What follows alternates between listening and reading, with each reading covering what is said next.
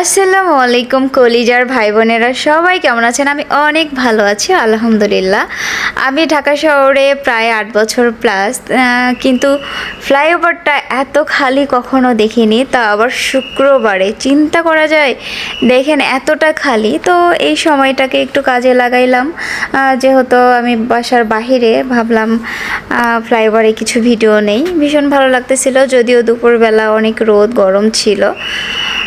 এরকম ফ্লাইওভারে দাঁড়ায় খুব ভালো একটা অনুভূতি নিচ্ছিলাম। নিতে নিতে দেখি অনেকগুলো বাইক যাচ্ছে, মনে হয় কোনো মিটিং দলটল। যাই হোক, এসব কথায় না আসি। দেখেন রাস্তাটা ভীষণ সুন্দর লাগতেছে, তাই না? ঢাকা শহর যতই জ্যামজটে হোক না কেন, যতই মানে যেটাই বলুক না কেন, অনেক সুন্দর শহর। আমাদের প্রাণের শহর হচ্ছে ঢাকা শহর। আমার কাছে ভীষণ ভালো লাগে।